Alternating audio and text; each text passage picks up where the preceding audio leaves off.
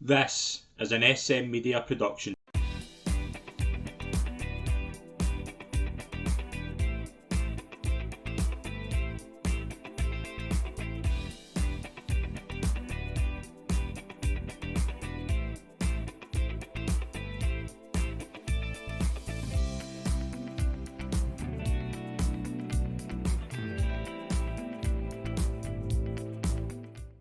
Hi, folks, and welcome to the first episode of SM Media's Road to Cheltenham in the year 2024. I'm Scott McPike. It's an absolute pleasure to be your host. As always, I'm delighted, as always, to be joined by from the Scottish Daily Mail, the one and only Calum McClurkin. Calum, Happy New Year.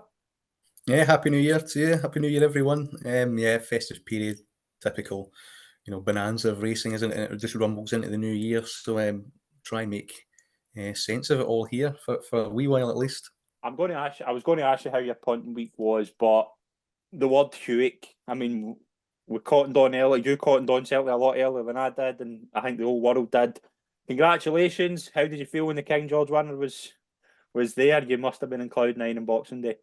It looked very unlikely until the home Yeah. straight, didn't it? No, it was, I mean, it was a race. It was right to take a flyer, and you need a little bit of luck. And he's hung in there and claimed the pieces and won.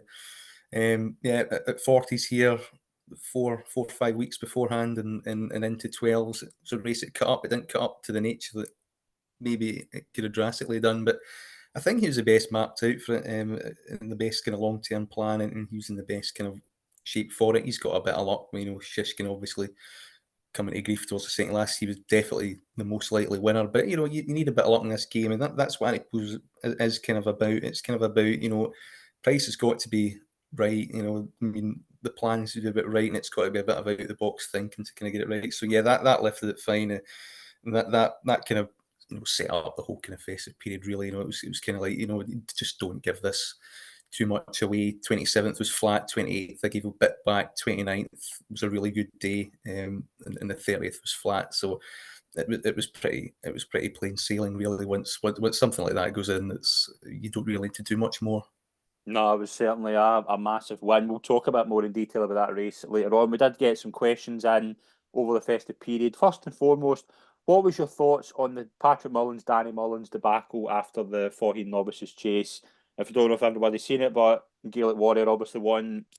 Danny Mullins tries to get in on the right-hand side. A wee bit of tactical battling going on, but is it a good look for racing, or is it just one of those things that we kind of made too much about? Well, in the Mullins camp, we'd certainly say it's storming a teacup, wasn't it? Said Willie Mullins, and they wouldn't share a car home. I've seen the dog track Friday night and things like that. So they've obviously put that behind themselves. I think Patrick's probably more in the wrong than Danny Mullins in this. You could look at it in two ways. I mean, from a race perspective, Gaelic Warrior jumps right. I mean, I think Danny Mullins probably knows that anyway, regardless Patrick's still or not. And you were looking at going, I'm not sure that gap's going to be quite there if this happens. But I mean, even on the flip side of the racing argument, how many breathers and freebies do you want up front? I mean, Gaelic Warrior could have been 15, 20 lengths gone by the time, they're approaching that fence. And for punters, the different ownership. You've got a right to win, as Danny Mullins says. It's not as if it's like a Ballydoyle team derby where they're all in the same colours and they can all have a chat about afterwards. You can't just go and preempt things and say, I'm getting a freebie. What if American Mike ran to form? That gap might not have been there. You can't kind of preempt it from that far out, and that suggests still a bit. If there's a bit of team tactics beforehand, which if there was, and it's been referred to the stewards, it brings it into disrepute a little bit. So, I mean, Sam Ewing gets done for something similar at Punchestown in Morgianity for probably a lot less than that. Yeah. So I can see him getting a suspension for it. Might be blown over, but the precedent's there for him to get a week or two in the sidelines. Yeah, you said exactly what I thought as well. Was like the different owners. If it was the same owners, you could understand to a degree doing something like that. But Lady Tom, what are their owners meant to say when the assistant trainer as well? Let's not forget that the assistant trainer's saying, "Do not try and beat this horse." I don't like that. I don't like the way we've went down with that. But again, everything seems to be kind of sorted now with them. But again, it's something you'll probably see a lot more often going forward in terms of when they have so much firepower, they're going to run three in a big race. But you can't do it when it's different owners. But we'll stay with Willie Mullins, actually, because they had an interesting Christmas period. As of this moment, what do we think is Willie Mullins' #1 horse in the Supreme, National Hunt Chase and Triumph Hurdle? Oh, it's probably the trickiest ones to decipher. I think in the Supreme, I think there's a chance now that Ballyburn could go here. I thought he showed good pace, 2 mile 4. Now, the Dublin Racing Festival is the obvious place to shunt him up. The graded company, you'll run him in the 2 mile instead of the Nathaniel Lacey Grade 1, I'd imagine. I think that'd be a lot more suitable. So, he's in the picture. I would not give up on Daddy Longlegs either. There was a stinking drift 10, 15 minutes before the off when that downpour came, and Paul Townend had him right out the back, and his legs were spinning already, and the ground was simply too attritional for him. He actually made a decent move into it, 3 out, and then kind of tired out of it. Down memory lane, finished in third, pretty legless. I quite like the fact that Paul Townend pulled him up before the home straight, because I think there's other days with him. So I think him and better ground could come back into it, and Caldwell Potter winning that race vaults it for me into the picture. So you'd be kind of looking at those three at the moment.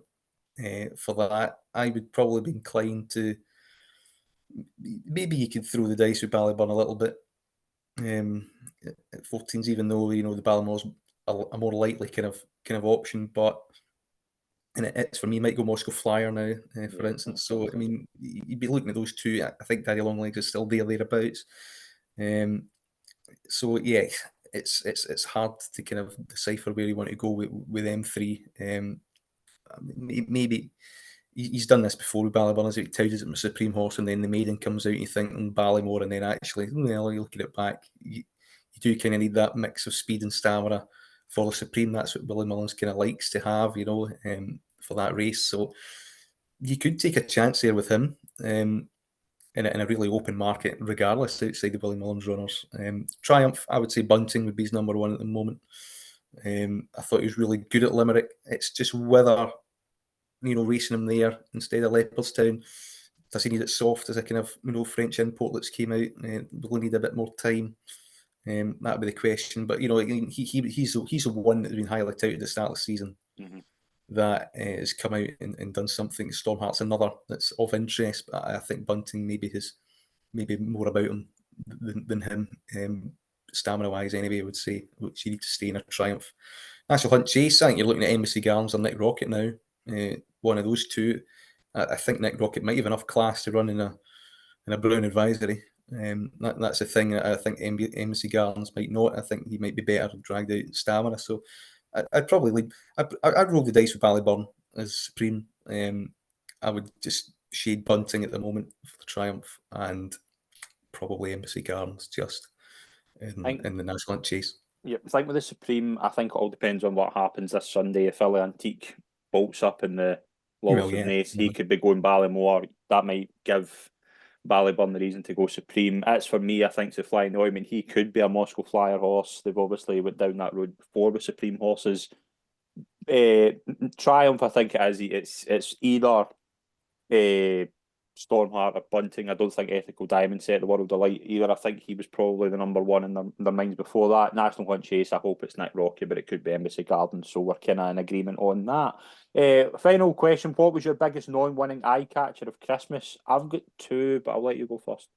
Yeah, I'll put an obscure one in here. Making Headway in the Formby, who was fourth, plodded on a little bit one pace, but almost nicked a place. I think that was quite a good race. Fanglory was probably going to win it. Came down to grief. Frank in the Royal Bond form, a little bit. It might be deeper than we thought. King of Kingsfield actually came out and won. Turning over Marizor West, he shed that tag, so there is a bit of substance to it. It looked like a ropey Grade 1 beforehand, might not be. Django Bay is a horse I really like. This horse needs 2.5 miles, Making Headway, and Greenall and Guerrero. It's now got a mark of 131. That could be their Martin Pipe horse. Yeah, possibly. Yeah. My two were Altabelli in the handicap that Lucia won on the 23rd. I was really taken by how well he stayed on at the line. He could maybe be a Coral Cup Martin Pipe horse if they were able to get a good mark into him. And in the juvenile hurdle that was won by Calaconte, I really liked the debut of Cargesi. Now, I'm not sure if she's going to be the #1 triumph horse. I think she's very similar in terms of, she reminds me a bit of Zenta in terms of last year. Just maybe see a couple of runs. She might not be top class grade 1 this year, but she could go on to be a decent horse. I think there's a few in that race actually that caught my eye for potential Boodles, marks that we'll maybe talk about later on. And that was our questions. If you have a question to send in, please send it in the comments or via DM on X. And we'll move into the Christmas recap.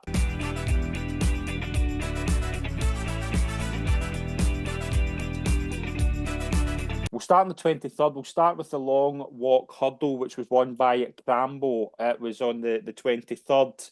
Calum, this was obviously an exciting finish. Crambo got the job done. Just seems to be a good improver. Paisley Park nearly done it again. What do we think of this? You're obviously very high on Tia Hooper for the Stairs hurdle. Does the English form worry you? No, it doesn't. I was all over Paisley Park here. I mean, Crambo has improved, but I don't think he's improved. From Haydock, that much.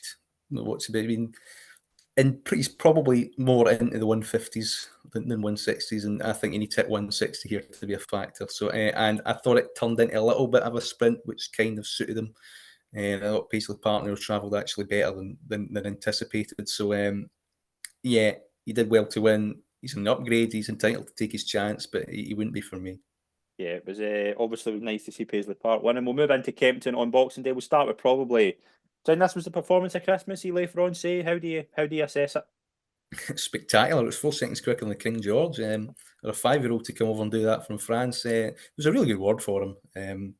The thing is, he's not going to go to Cheltenham, is he? He's going to, stay there, French Gold Cup, come back for the King George. I mean, the next year's King George, it looks like. I mean, he always earmark kind of like Brave Man's Game and things like that, and the Clan de Obo, and like just map them out nicely for that. He looks one. I mean, 5 going 6. It's quite a frightening performance. I mean, he's put a good open field there to the sword readily. No George, James Reveley. It's a good trainer jockey combination. They know what it takes to win at the top level in Britain. They've got their finger on the pulse, and they've taken advantage of a really good opportunity. He was wickedly quick, and he's jumped them all silly. Really, he absolutely loved it. You think the ground might be a bit too quick for him. Spring heeled over it.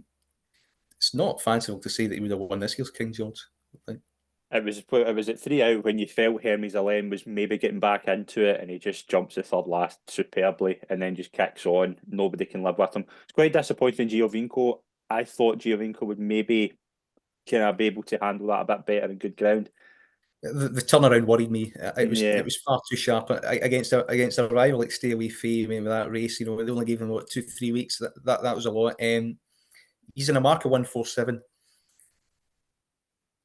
Maybe the Ultima's more suitable. Possibly. He's not going to win graded races. No. He travels into races nicely. I'd be looking at handicaps. I think 147. I don't think that's entirely beyond him. And the old course might suit his pace a little bit better as well. It's maybe an extra distance, but I think he can get there. Maybe look at. I think they're kind of quite keen on going Apple away. There's a 3-mile route. Brown advisor now. I don't think she'll probably be good enough, but would they run both? That might be unlikely. And with Giovinco getting a mark, they might go handicap route. Yeah, we'll move into the Christmas hurdle. Constitution Hill was back and still at his absolute best.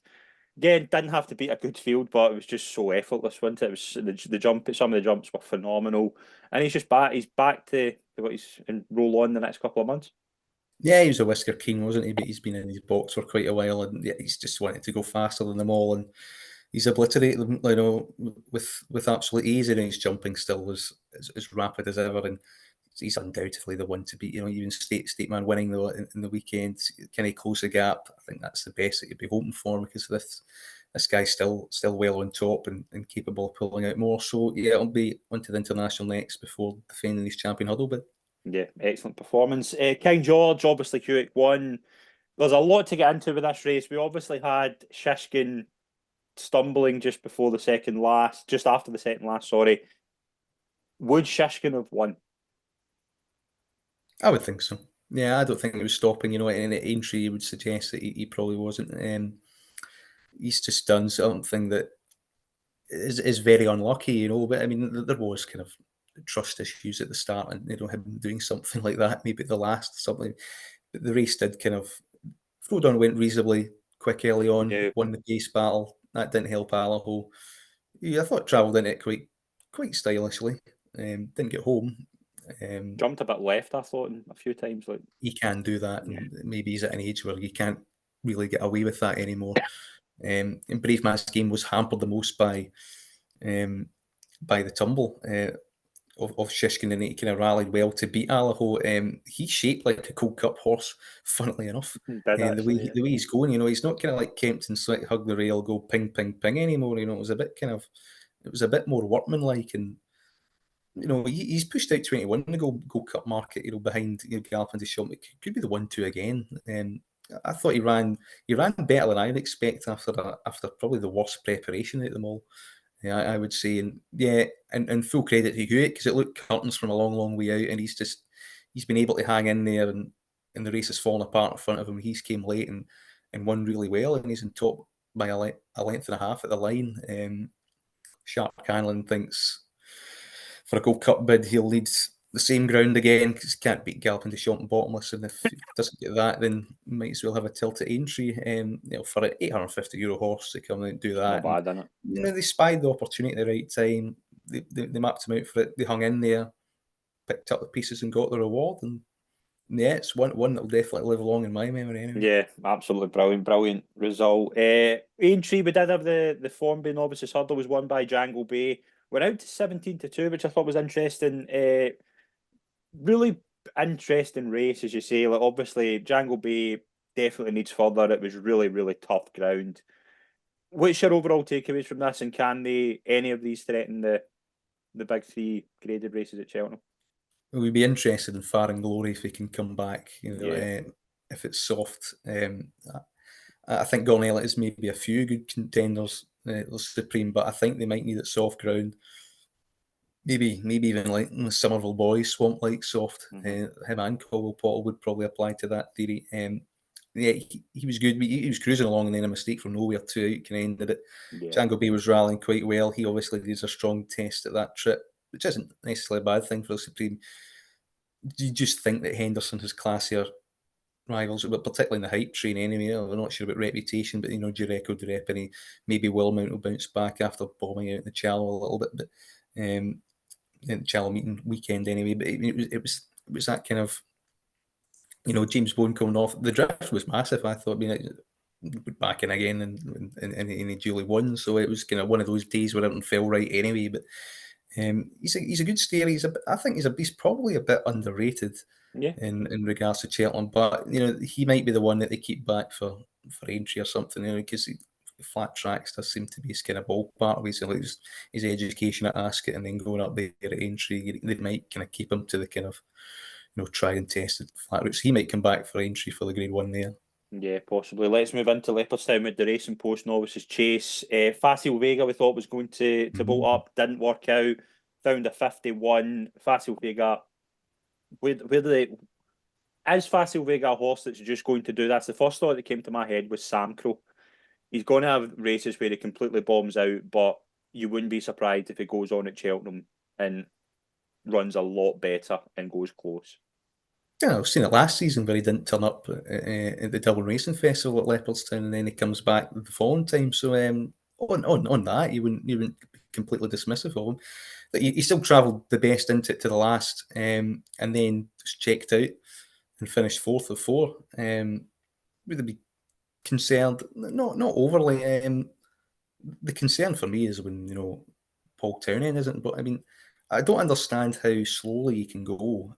I mean, this is a tendency. Perhaps it's sort of to a certain extent with Gaelic Warrior. How slow do you want to go up front? And then it was kind of like he found the 50 was jumping into him a little bit, and everything was awkward. I think if you allowed him to go his normal pace, he might have got away with it. He might have been a bit further clear come the last, and it wouldn't have mattered too much. His disappointments have been on quick ground. That is an obvious kind of, maybe not an excuse, but bit an obvious kind of flaw there or worry. He shapes as if he might want further. I don't think we'll see it this season. I still think he'll probably take his chance in an Irish Arkle if the ground's suitable enough. And I was surprised Willie Mullins didn't run LAT Tomp here because they might have picked up the pieces with that. And I think they ran him in the completely wrong race, where a quick 2 miles would have suited him more than the 2 mile 3 at Limerick. But yeah, it was just a bit disappointing. But ground could be an excuse, and I think quite a lot went wrong when he was messed about at the start and found the 50. He was inconveniencing himself for the way he jumped. It was very falsely run, and it looked pretty unsatisfactory to be. So he's worth another chance, but he does have a lot to prove.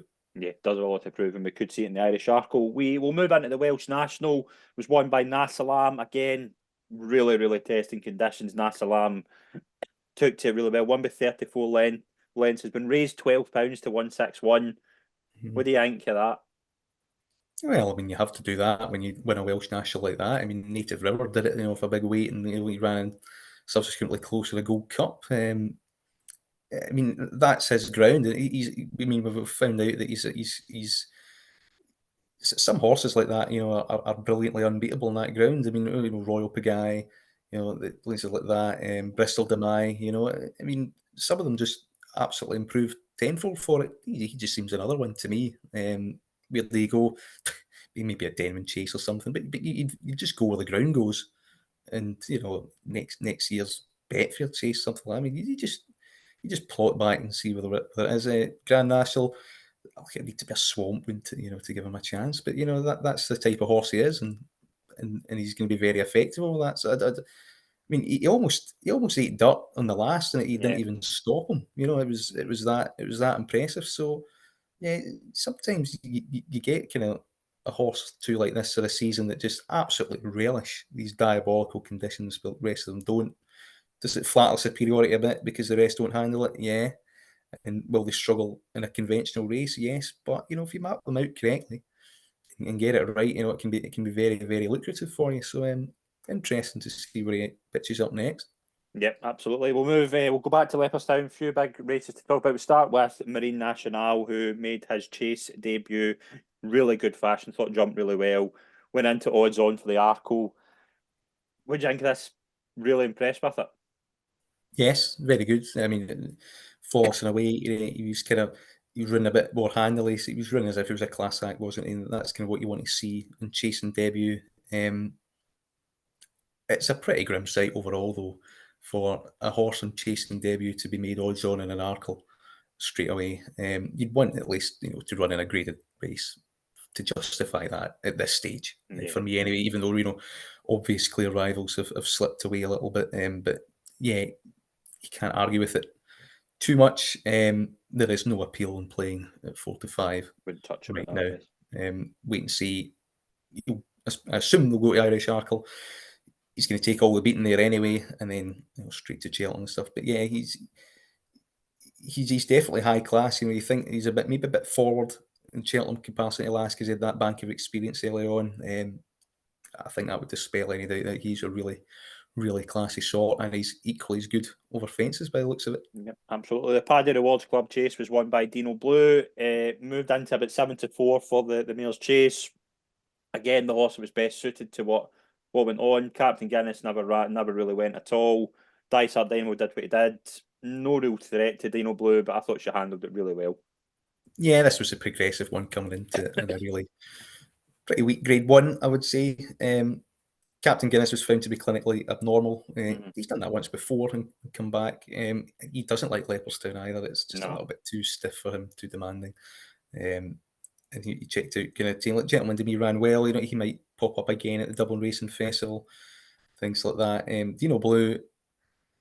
I mean, if the owner didn't have John Bon and the trainer didn't have El Fabio, there must have been a decent chance that she'd stick to 2 miles, because I don't really see, and she'd have a grade 1 penalty now after winning that hill 2-4, 2-5 Mayor's Chase in the new course.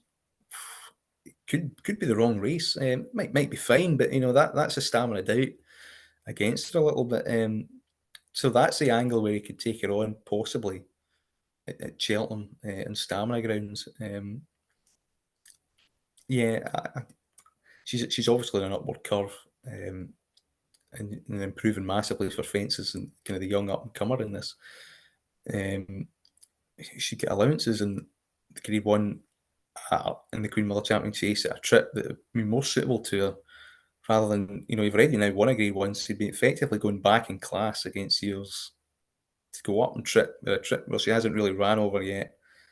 I'd be more tempted to run in the Queen Mother rather than the Mare's Chase. I think that was the concern I had with her going into this, is that if she does really impress in this, do they just stick to 2 miles and maybe kind of aim her at to pick up the pieces in a champion chase? Because I didn't think Gentleman to me was giving her any threat, but in terms, she's untested at the trip. Do they maybe go to somewhere like Naas beforehand, or do they? They'll definitely go to Cheltenham. I think though, the Limerick Lace is obviously another option for the owner as well. So I think there is a bit more to worry about in terms of what she does. But I think it's I think it's a big interesting thing how from now to Cheltenham what they do with her. Future Champions was won by Caldwell Potter. We spoke about 6.5 lengths to beat Predators Gold, who I thought shaped as if he could be maybe a Bartlett horse. What do we think of this? Caldwell Potter, it's going to have to be really, really testing in the opening day for him to win a Supreme. He's an improver, isn't he? You'd kind of think that Gordon Elliott would be waxing lyrical about it, and then he said, well, his relation, Mighty Potter, was more talented than him, and so they're being mindful of it. The right jockey was important at the end of the day. I mean, it's not. It was just very. It's form that you treat with a massive degree of caution. I mean, they had that massive downpour behind. It was borderline unraceable for most of them. Particularly the two fancied runners.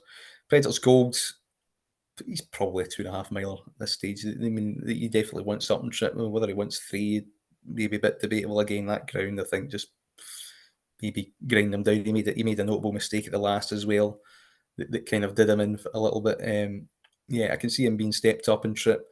The winner, he's worth taking his chance in the Supreme again. If it comes, you do need a kind of stamina-based finish there.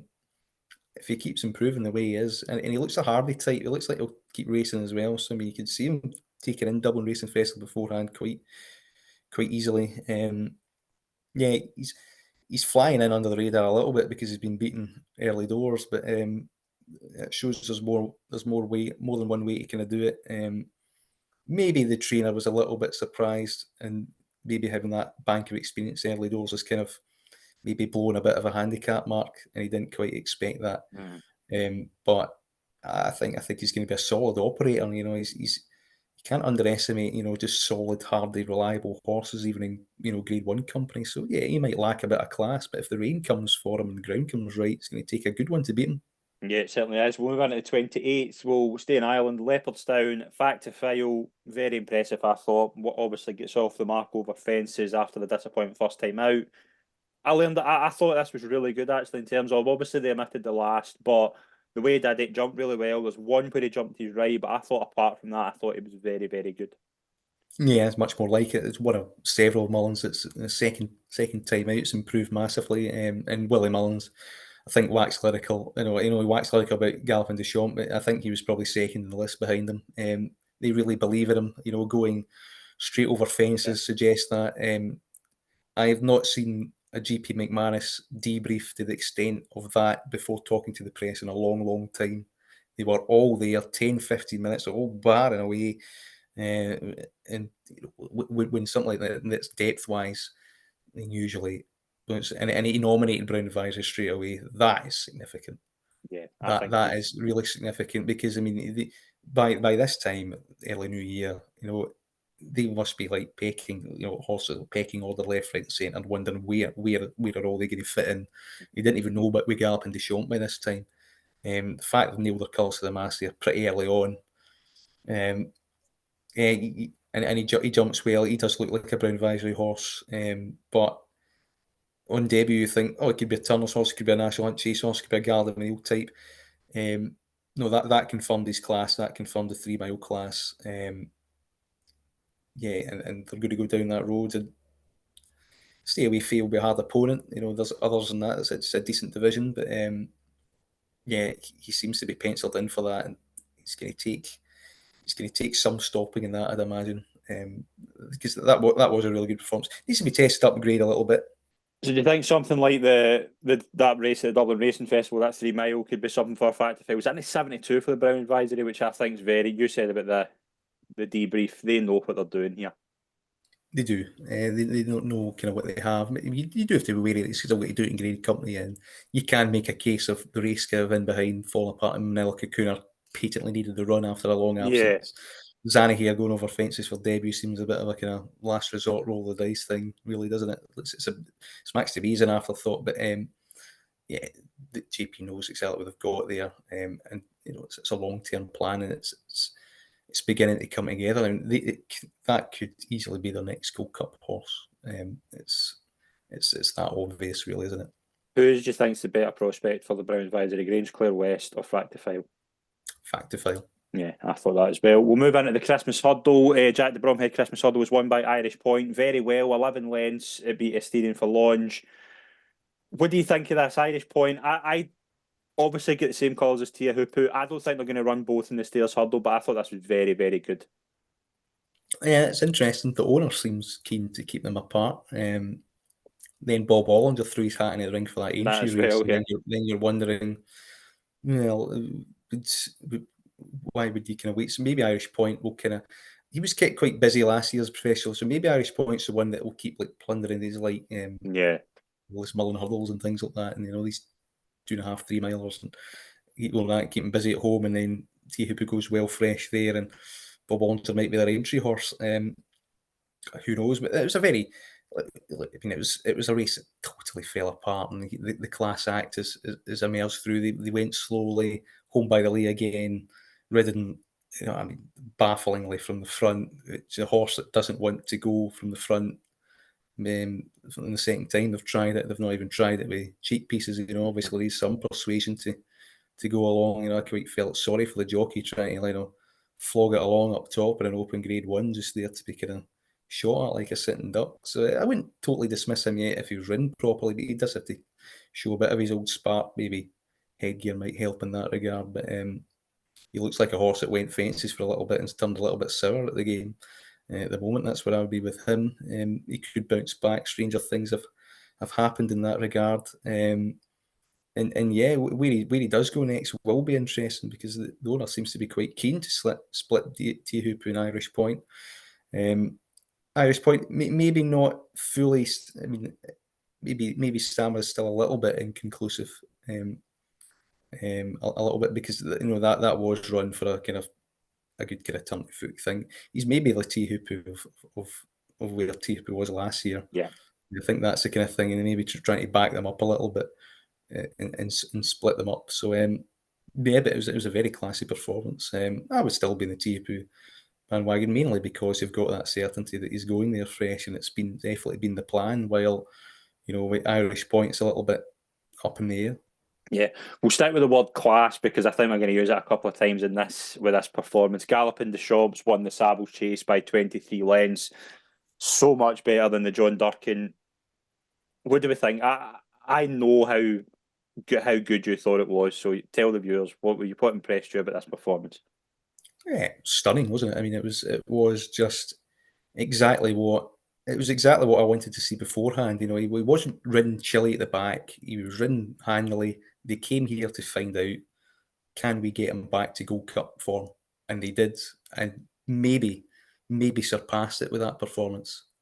And he could be seen in a Gold Cup, not out the back, but actually, jump fairly handily with a clear sight of his fences, and be even more impressive as he was last year.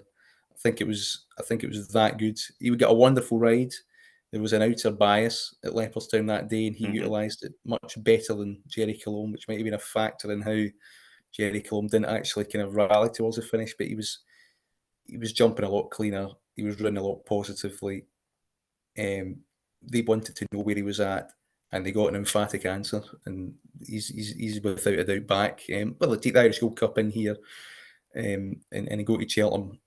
That does require, and he's already had a big effort there. So I mean, and we know he can dip in and out of that kind of big effort slightly. So sustaining that towards Cheltenham would be a bit tough. So I'd be mindful of his Irish Gold Cup preparation coming into this.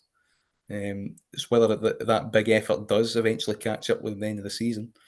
Like it did last year towards the end. But stabling horse class, and it didn't look difficult for him. No, it didn't. That was the great thing about it as well. He didn't miss a beat.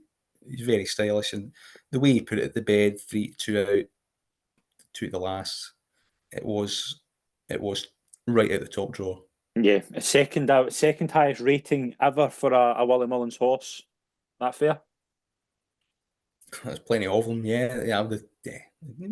He's got to be up there. To back that up and bounce back like that. And to put the second best, the upstart, in his place like that was wildly impressive. You had the defending champion there, you had the Ryanair winner in there. You had, stablemates that had a little bit to prove as well in there. Irish national winner in there.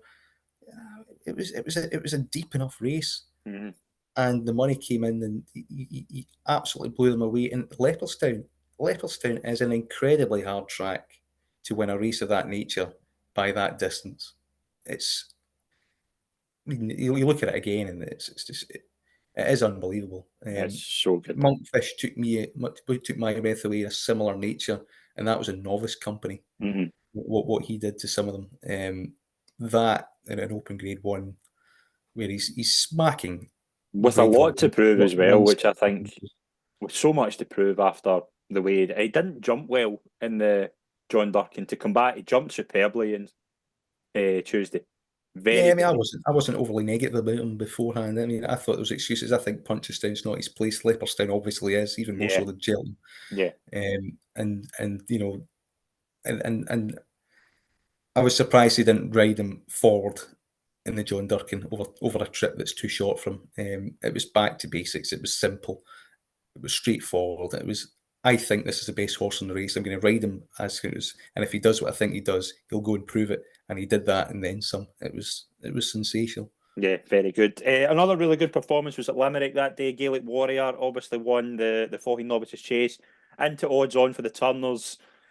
Calum, this was very good. Now, this horse is very, very impressive. There's no doubt about that. But you're asking me to take odds on a horse that we know goes well right-handed.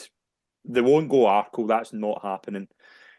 I have doubts, but you can't take away from how good he was at Limerick. Yeah, he's penciled in for the turners. The drama could have been taken out of it long before, 2 out of the last. I mean, he could have kicked on and won by 30 lengths if they wanted to. And it's an exaggerated hold up right from the front. It's what it was. And sometimes Patrick Mullins can, Grade 1s, give you the fear about these things a little bit. But it was, his engine is just magnificent. Also jumping right, the fact that, he's been beaten Cheltenham twice.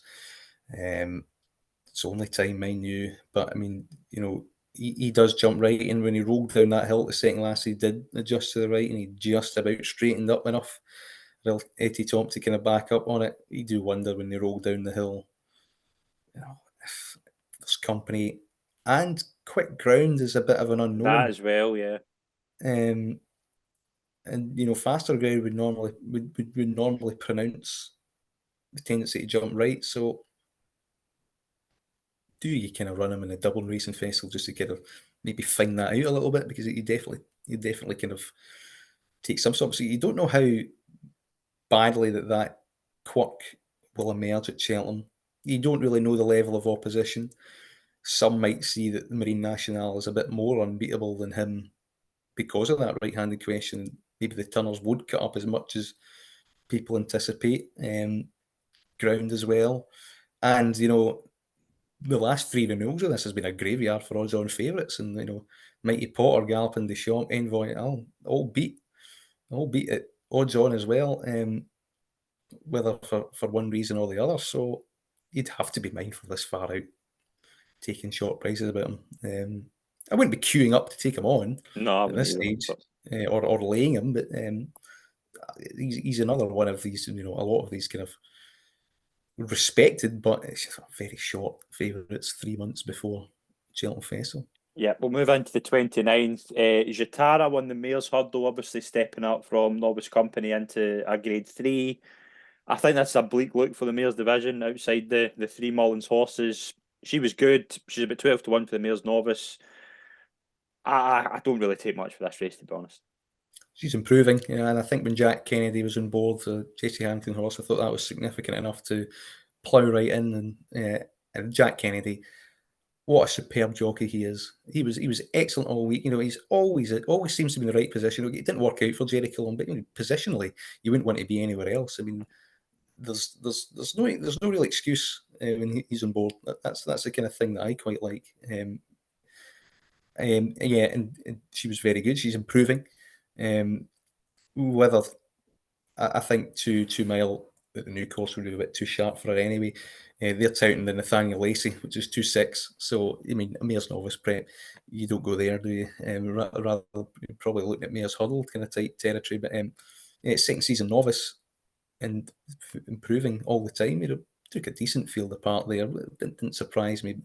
Mullins horse kind of, some of them kind of backed out of it a little bit. The racing, I think there's a race in Fairy House that's going to be a lot more kind of informative about these things. Yep, absolutely. Let's move into the Neville Hotels Novices Chase. It was won by Grange Clare West at 4 to 1. Really interesting race, 1 by 6 lengths. We've obviously spoken a wee bit about Do You Prefer Hammer Fat to File. What do you think of this? Paul Townend's best ride of the week. Yeah. Kept them out the pace battle. Flown Porter and Favori de Champ do, but didn't go too far back like Corbett's Cross did. Kept him wide to the better part of the track and won quite easily, and that's quite an achievement because this horse, does have his issues behind the scenes. Can race too keenly, but he managed to get him to settle in a small field in a Group 1, and he won quite well. It's fallen apart a little bit up for it. I mean, Favori de Champ do, he can't go left-handed, can he? On that evidence, Florin Porter, he is getting caught up rapidly. He doesn't have the scope, even to an extent that Gavin Cromwell was mooting that they might go Stayers Hurdle with him. He'll get an entry. They might go back over hurdling, so they don't believe that they can mix it with the best novice chasing. So he's kind of had his fill early doors and has been caught up slightly. And Corbett's Cross was given an equally puzzling ride, out the back, as if ridden to kind of stay the trip.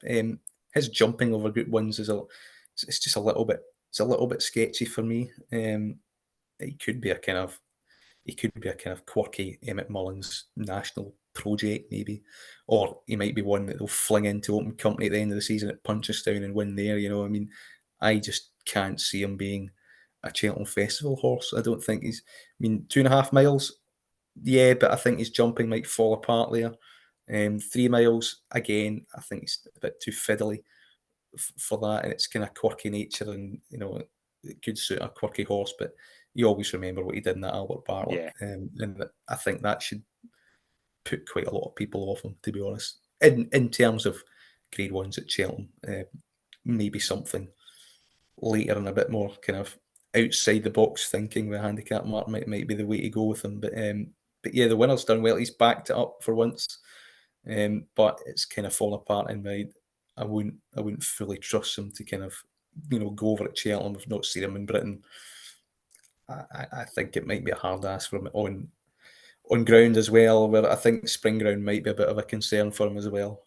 Yeah, we'll move into the Matheson Hurdle. Very interesting post-match analysis here from Willie Mullins. State Man landed another Grade 1, beating Perry Pass. It was after the race I thought was most interesting that he basically said that he was asked, is Perry Pass going to get close to State Man? And he said no. Now, that makes me question why he kept Perry Pass over hurdles. But State Man again, another Grade 1. If Constitution Hill wasn't here, this horse would be, again, a superstar. It's just 7 better. Grade 1s, isn't it? Yeah. After winning a county hurdle at Cheltenham, and he's just gone to open Grade 1 company and has been fine. The big theory is that Willie Mullins has is that State Man did underperform last season at Cheltenham. And he says that he's improved, and if it's in top form, then they might ask a question of Constitution Hill. And you'd certainly have to hope that would be the case. I am of the opinion that the old course doesn't quite suit him. If it was in the new course, I think he'd be a more kind of galloping type test. I just don't think he's got that turn of foot No. to really worry Constitution Hill and Old Course, because it is a test of pace. It has to be, dictating an even gallop, and he quickens, but he goes through the gears, not as sharply as a Constitution Hill would. He kind of grinds a little bit, and he sustains a kind of solid pace, and I think that's kind of what he's like, and he'd like the kind of galloping kind of test of it. And he put in Perry Pass the sword as well. He still jumps very quickly. That's what beat him, Perry Pass, really. I mean, he made two fiddly mistakes, particularly the second last. It kind of knocked the stuffing out of him. And then we've got good old Decos and Rain boxing on for pick up the pieces and shaping up as if a mare's hurdle would be ideal. Not going to fall into that trap. Hope not anyway, but she would have claims if these 4-year-olds don't train on. But yes, State Man, this is a very reliable mid 160s horse, and it's just that he's in a Constitution Hill era where you'd fancy the favourite just to pull out more, regardless of what he does. And Perry Pass, I would still run a Champion Hurdle, mainly because he's another horse that you can maybe tactically take on, and maybe could gang up on him a little bit in a Champion Hurdle. The Mutant Steers Hurdle, I don't think he gets 3 miles. I wouldn't just launch him to 3 miles hurling for the sake of it. You've got to remember this is a good, talented novice chaser next season. You don't want to go 3 miles and break him in a potential attritional Steers Hurdle. I would be very reluctant to go that way with him. I would throw him in a Champion Hurdle and see what happens. Yeah, I think he has to go Champion Hurdle now. We're on to Doncaster on the 29th. A good performance from Limerick Lace into 7-2 for the Mares Chase. Well, this was very good, actually. Yeah, beating that. It just kind of, it's a type of race that kind of highlights the limitations of the British division in this. Zambella's now subsequently retired. Pink Legend's more of a kind of doughty 3 miler that can have her day, but even she's placed in Mares Chases before. And she's an interesting one. And it seems that it's sufficient backup to Dino Blue if she doesn't stay, because she might pick up the pieces. And then you've got Halkadoo to pair of Gordon Elliott's and Allegory Devas, who blotted her quite badly over the weekend, ran pretty deplorably. Well beaten in a race who was entitled to win quite handsomely. So there's 3 horses there that you could look at and say, look, I mean, you've got the Class Act that's a favourite, but Stamina's a bit of a trip. You've got Limerick Lace as the solid, kind of reliable, Hardy one that's got a good kind of dominating the market, and you could take a chance in the last season's runner-up, Allegory Devassi, maybe bouncing back to form. So it's a select little race, but it's potentially shaping up to be interesting enough. Right, we'll move into the 30th. The Charlo Hurdle was won by Paul Nicholls again, 4th year in a row with Captain Teague. He's usually went Ballymore with the winners of this, but he's a Bartlett horse all day long. Yes, we've finally seen the light to this race. This is more of a Bartlett prep than a Ballymore prep now. You need pace and Albert Bartlett types win it, but you can see him maybe doing something that Stay Away faded last season. Holding on from the front. Does he have that kind of class edge? Maybe not, but he wasn't doing a tap in front. It looked a strong enough race on paper. There looked like to be plenty of leading contenders. Yeah, the ground maybe going against quite a few, and they didn't run the race, but you still get to turn up and do it. And he's shown he's a solid horse, and I think going up to 3 mile he'll be a lot better. So yeah, he's definitely a player. Same trainer won it last year. You can see him kind of maybe trying to do the same thing again. I think there might be a better Irish opposition this year than there was last year. But it's early days, and it will continue to improve. Whether he goes up to Doncaster, takes that race in, I don't know. Interested to see if he does try and get a run of him next. Probably not, because that might have been hard enough for him. But yeah, the fact he didn't do much in front suggests there's a lot more to come, and it should be up and trip. So I'm happy to see him go Bartlett route, because I think he'd be badly outpaced in the Ballymore. Yep, we'll move into New Year's Eve. Punchestown Beginner's Chase was won by Monty Starr, beating 3-card Bragg. This could be National Hunt Chase form. The Monty Starr jumped far better than 3-card Bragg, so you would have to take him as the better horse here. Yeah, they seem to be going that way. I think they might. The temptation might be to go Brown Advisory, Monty Starr, because of connections, and maybe keep Blackmore on board and things like that, and Manila Indo and all that, connections. So they might be inclined to go for the classier race. And he reversed the form quite readily, didn't he? I mean, the 3-car Braga, I think he fooled quite a lot of his last season, and kind of seeing it going, he's going to be a stamina-based horse, and maybe he's not. And, at the Bartlett, you were expecting him to kind of keep going, and he didn't. The same thing kind of happened here again. The National Hunt Chase might not be as suitable as first thought. Like the Bartlett, it might not be as suitable as first thought. He might be kind of, he might shape like a steer, but deceptively he might not be. And then there's the flip side that he actually might not be that good at the top level. So I thought Monty Star put it well. I would like to see him maybe upped in grade a little bit to see where he really is at. Again, could he take in that 3-mile race at Dublin Racing Festival? I don't see any reason why he shouldn't. Yep, absolutely. I have to go. We're staying with Punchestown. I have to say this is a breaking news update. Sir Gerhard won a race at Punchestown. He did 2 mile 3, and now he's another one that they're going to try and mould into a stairs hurdle horse. I think that would suit him. I don't think he'll stay. He didn't stay at Cheltenham. He won't stay 3 miles. No, not for me. 2.5 miler. Again, a bit like Bob Ollinger, a bit like these horses that kind of hit a really high ceiling as a novice hurdler, novice chaser, and then they go to open company and they get found out a little bit, and all of a sudden 2.5 mile intermediate hurdles are their trip. And I think he's in the same boat. I thought he emptied at Cheltenham, and 3 miles, stair hurdle, new course. I think the same thing will happen again.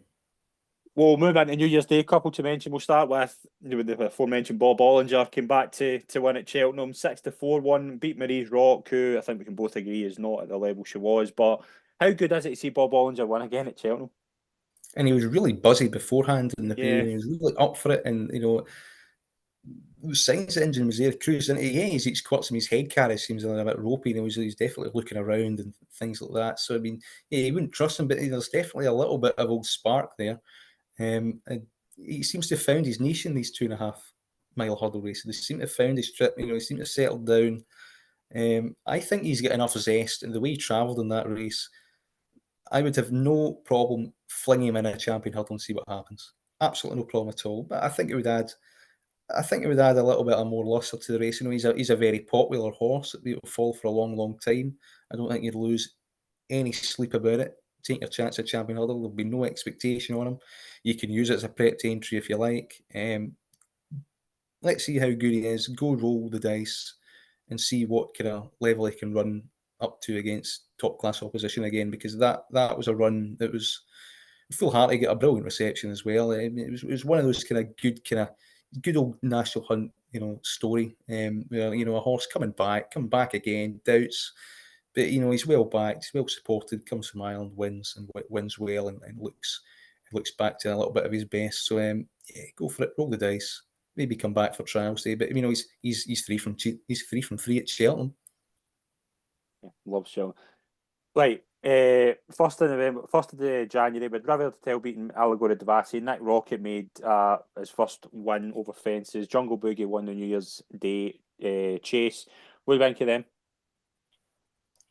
Very reasonable performances. I mean, Classic Gateway get beat at Trimore was maybe a bit of a shock, but I mean, Jungle Boogie coming back, again, brilliant training from Henry de Bromhead for what he's got. He does seem to maximise it and target really, really well. Jungle Boogie was highly regarded at Willie Mullins as obviously get a setback, needs it soft, got a ground, got conditions there. So, yeah, factor them in for springtime, it might be tough. Maybe a bottomless Irish National would be interesting for him. Nick Rocket looked good, but he needs to kind of go above 3 miles to run in a National Hunt chase now. Did he show enough class to maybe Connections want a chance their arm in the 3 miler? I can see the case of him running in the 3 miler, for instance. You can't really back him because you don't really know where he's going to go. So you'd either love him for any race market, which I don't, because they're both really open races. Or kind of kneel your colours to the mast early doors. So what was the other one again? It was Riviere de Tail beating Allegory Devassi. Yeah, the favourites just woefully underperformed there. Yeah. You'd like to think that Halka de Pert might be better than River did Tell for a Mayor's Chase candidate down the line. She jumped really well. The rest, Instant as well was third, and she didn't even run her form. So it's unreliable Mayor form, really, isn't it? That's kind of like a lot of them are kind of chucking in their wobbly there for that season. Yeah, we're not done yet in terms of the recap. We haven't even mentioned any maidens, juveniles, bumper horses. We've got top. We'll do a top Too five. many. I know there is. It's way too busy for Christmas. There's we talk about 200 horses. Right, let's do a top five quickly in terms of maidens, juveniles, and bumper horses that caught our eye. You go first. Okay, five. No flies on him. Eddie O'Grady horse did it really well. Leopardstown first day. Maybe overlooked because of the trainer. But the trainer, GP McManus, gave him an option to pick out a horse, and he picked out this one. It might be the best one that he's had in a long, long time. Did it really well. Bit of depth to it as well. I thought, it's normally an informative main down the line. Maybe he's overlooked for a Supreme candidate and what they would go. Jureko de Repene is obviously the other one there. Yes, classy. Yes, reputation ticks, hype. Yeah, he's done nothing wrong. He's beat nothing, and he's done nothing to justify 41 favouritism for a Supreme Novices Hurdle. He might win it, but he's a default favourite and he's too short. Yeah. Bunting was good at Limerick. He looks quite raw, but coming from France, he's taking time to acclimatise. Willie Mullins could have put him away for the season and unleashed him next season. The fact that they're out early, I think, is pretty promising for him for a triumph. He might need it wet though, and you'd want to see him up in grade, but he's probably going to run in that graded race at the Double Racing Festival, which is so informative for juveniles. Jalan de Dairy came out and thought and backed up what I thought he would do. He's the best bumper horse at the moment. Whether something comes along and usurps him, I don't know. But Cornelic seemed to have the strongest hand early doors. He's stuck with him. He's nominated him, which is significant this far out for a Gigginstown horse because they don't like the race. The fact they're going there with him is undoubtedly a positive. Again, though, 6-1 this far out for a bumper. Yeah. Not for me. Jade de Grugy was good. Mullins' horse. She must be a player in the Mayor's Novices Hurdle, and I imagine she'd go to Fairyhouse next for that race. That Honeysuckle really liked to plunder, Tell Me Something Girl, all that, the kind of Alexander colours.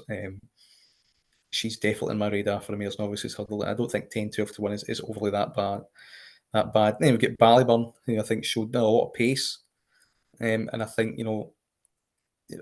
maybe didn't beat much, but did beat the kind of horse that Daddy Longlegs hammered as well in a similar kind of fashion.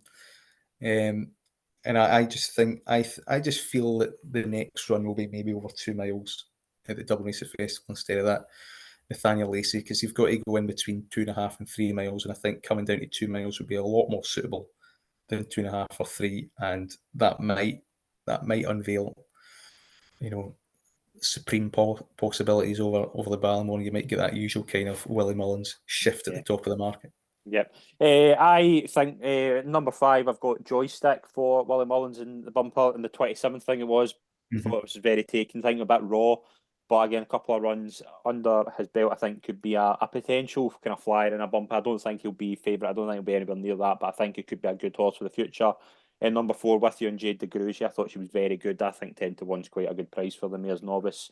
Number 3, Jalon de Dairy, thought was very good as well. It's 9-2 I've seen as well, non-runner, no bet. I think it's very short, but I think as well he's definitely the best bumper horse I've seen. I was taken by Redemption Day as well, actually. I thought Redemption Day will run okay in reappearance. Second, an anti-post back of mine, Sergino, I thought was very good at Kempton on the 27th. I think very, very impressed with him. Into about 6-1 for the triumph. I'm quite happy with that. I thought Ballyburn was very good. I think Ballyburn would be my top novice performance of the Christmas period. So let's move into a far quieter preview of the weekend.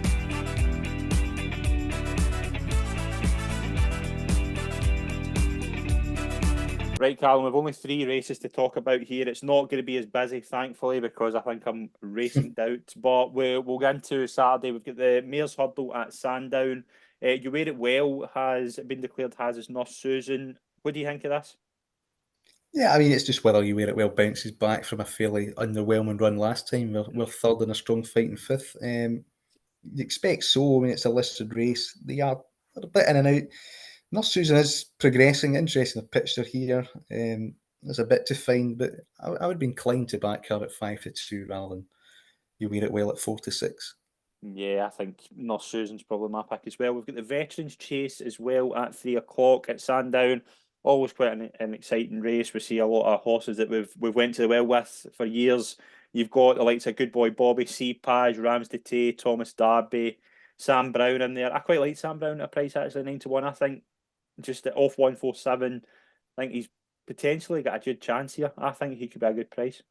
Yeah, he's got his ground, hasn't he, as well, Yeah. which is definitely positive. I'm quite interested in right at Warwick. Went off favourite. He wasn't kind of given a tough time of things. He might have been one that's been mapped out more for the final, which is this than most. And I think if 10-1 each way, I think he's maintained his form, relatively well. He ran in the Gold Cup last year. Mm-hmm. It's Yeah. easy to forget, So yeah, and his mark's been gradually coming down into 150. So yeah, I think if you take a chance that his back class is still there, he's definitely going to go very close. Yep. We have the Lawlers of Nace on Sunday, Grade 1. Firefox 7-4, Il Antique 9-4. You've got Croke Park, Mystical Power in there, Chapeau de Soleil, and Tobar. That's quite a good race. You got a preference so far? Well, I mean, it seems to be Firefox versus Il Atlantique. The bumper days where Firefox won narrowly. Can that be reversed? They're both closely matched either way, aren't they? That's the kind of thing there. In behind, interested to see what Chapeau du Soleil does up in Yeah. grade. He might be a bit more backward than these. That would be kind of my concern for a race like this. Croke Park, I think, seems to be a leading Albert Bartlett contender. I can see him shaping up quite well and going up 3 miles. And Tower was a big talking horse last season. Missed it through injury, so he's a bit back. But third in the Royal Bond, shaped quite well, shaped as if this trip would suit. Yeah. I just think Clydesdale might be the better one of the two De Bromhead Rob Coeur horses. I just see a lot of people kind of flagging him up left, right, and centre. I personally, I just don't quite see it at the moment. But it's and Lecky Watson's a good kind of steer that outran his odds at Navan in behind Clydesdale. So you're going to get a lot of kind of intertwining form lines coming to the fold here. Personally, for me, I'd marginally be in the Atlantic camp, but it wouldn't be strong at the moment. Yeah, I just think what it turns into. If it turns into a bit of a sprint, I think Firefox would be the better. If it turns into a bit more of a staying contest, a la Antique, I think would be for me.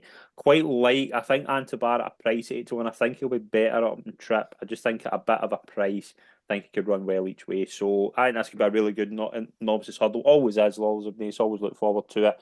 And we will move into our anti-post selections.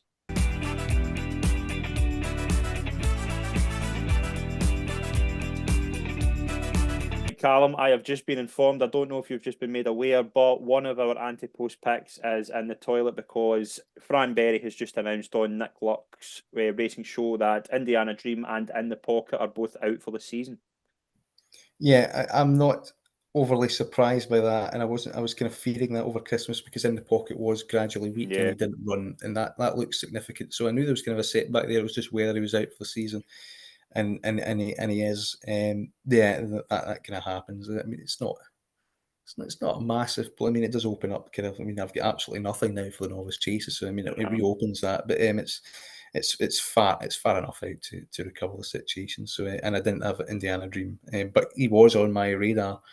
I mean, if 2 or 3 in behind Gaelic Warrior, he would have been one of them, I would say. But he was one that did have a history of problems, and it would have been kind of folly to go in that soon in a horse like that. In the Pocket, yeah, disappointing because he, like Iroko, he was one. Lucky 15's a disaster, isn't it? Before the season started, there were horses that I liked, and some of them obviously just don't get there. So I mean, it's happened early, and well, hopefully he makes a full recovery, because I do think he's a very talented novice chaser, and he's been beaten, so he can remain a novice.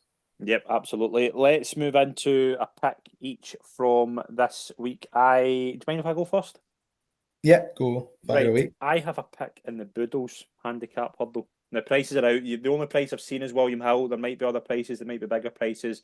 But the Grade 2 at Leopardstown, I thought was a very informative race. It was won by Cala Conti, and Nürburgring obviously reversed that form.